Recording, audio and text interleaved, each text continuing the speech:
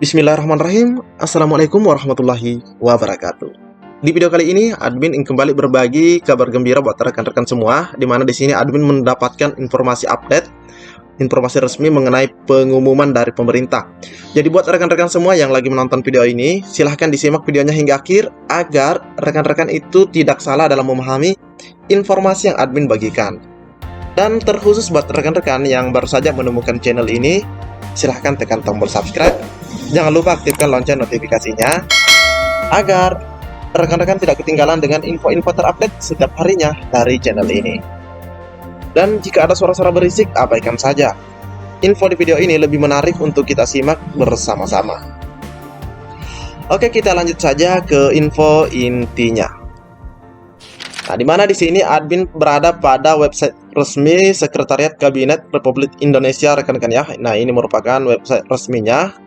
Nah, di mana di sini kita lihat Mendagri terbitkan aturan pemberian THR dan gaji ke-13 oleh Pemda. Nah, oke, kita cek rekan-rekan ya. Nah, di sini dilihat dipublikasikan pada tanggal 19 April 2022 atau tepatnya di hari ini. Oke. Nah, ini dikeluarkannya pada tanggal 18 April 2022. Yang terhormat Gubernur, Bupati atau Wali Kota di seluruh Indonesia. Jadi ini ditujukan untuk pemerintah daerah, rekan-rekan ya.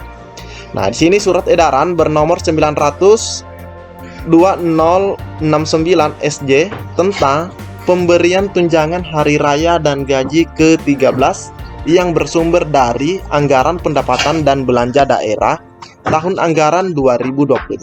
Jadi jelas rekan-rekan ya, ini terbaru.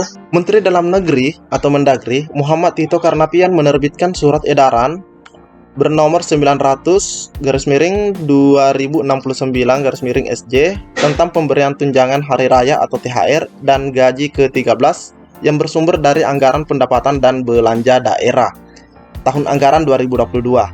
Melalui surat edaran yang ditandatangani Tito atau Pak Tito pada tanggal 18 April 2022 ini, Mendagri meminta para gubernur dan bupati atau wali kota di seluruh Indonesia melakukan langkah percepatan pembayaran THR dan gaji ke-13. Nah, alhamdulillah rekan-rekan ya. Pastinya ini banyak sekali yang dinantikan oleh rekan-rekan kita yang P3K maupun PNS. Adapun penerima THR dan gaji ke-13 yang diberikan pemerintah daerah atau Pemda, diantaranya pegawai negeri sipil dan calon PNS yang bekerja pada instansi daerah, pegawai pemerintah dengan perjanjian kerja atau P3K. Nah, ini rekan-rekan ya, P3K yang bekerja di instansi daerah, gubernur dan wakil gubernur, bupati atau wali kota, dan wakil bupati atau wakil wali kota, pimpinan dan anggota DPRD, pimpinan Badan Layanan Umum Daerah atau BULD, serta pegawai non-ASN yang bertugas pada instansi daerah yang menerapkan pola pengelolaan keuangan BLUD atau BLUD ya.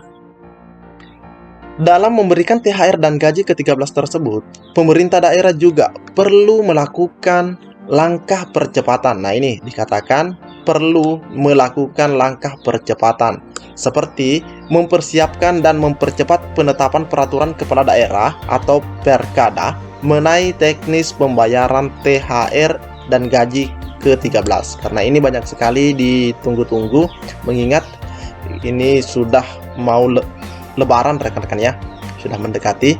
Pembayaran THR diupayakan paling cepat diberikan pada 10 hari kerja sebelum Idul Fitri. Jadi hitungannya 10 hari kerja rekan-rekan ya.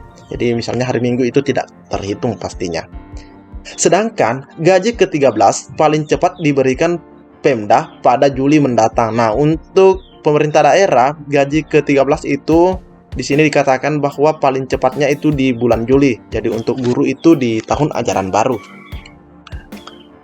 Bagi daerah yang belum menyediakan atau tidak cukup tersedia anggaran dalam APBD tahun anggaran 2022 agar segera menyediakan anggaran THR dan gaji ke-13. Ini dapat dilakukan dengan mengoptimalkan pemanfaatan belanja, gaji dan tunjangan pada APBD tahun anggaran 2022 atau melakukan pergeseran anggaran mendahului perubahan APBD 2022 yang bersumber dari belanja tidak terduga.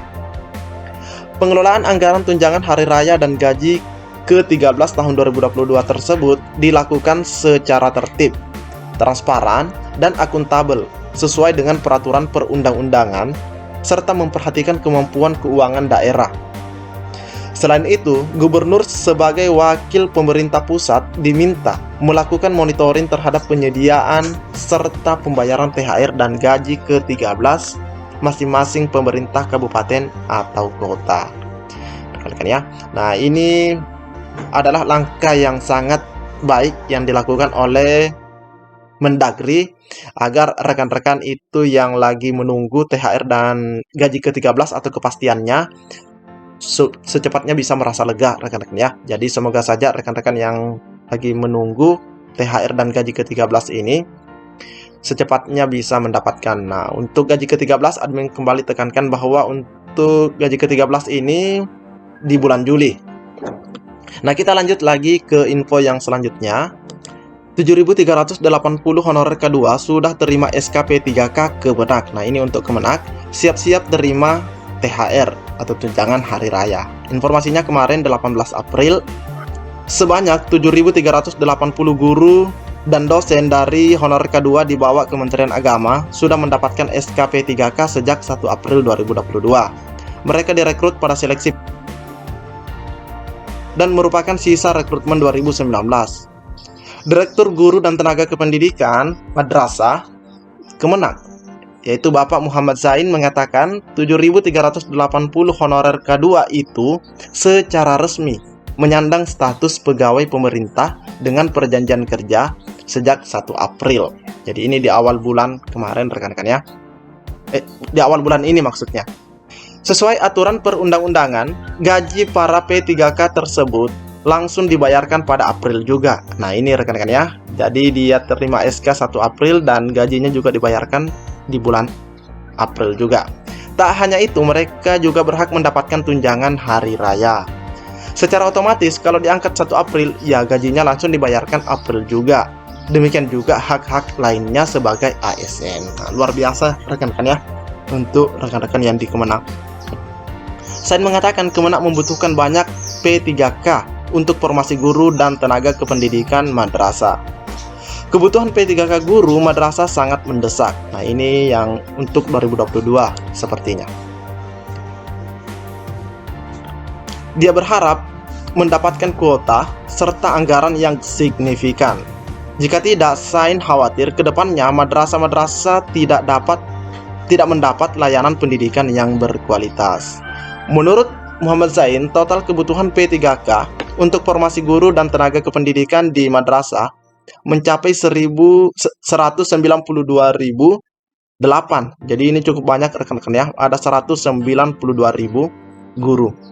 Dari jumlah itu sebanyak 53.645 diantaranya adalah kebutuhan untuk P3K guru dan tenaga kependidikan di madrasah negeri pada semua level pendidikan. Jadi yang 53.000 ini rekan-rekan ya untuk P3K guru dan tenaga kependidikan atau tendik di madrasah, namun itu di madrasah negeri pastinya. Zain mengatakan kebutuhan ini perlu segera dipenuhi karena berkaitan langsung dengan perkembangan pendidikan bangsa. Kami perlu melakukan rekrutmen karena kuota P3K 2021 baru dialokasikan untuk honorer K2. Nah, memang kita ketahui bersama bahwa di Kemenak itu rekrutmen P3K di 2021 yang lalu itu dikhususkan untuk K2. Jadi di tahun 2022 ini baru untuk non K2. Demikianlah informasi atau kabar baik yang dapat admin bagikan di video kali ini. Pantau terus channel ini, admin akan terus berbagi info update buat rekan-rekan semua. Assalamualaikum warahmatullahi wabarakatuh.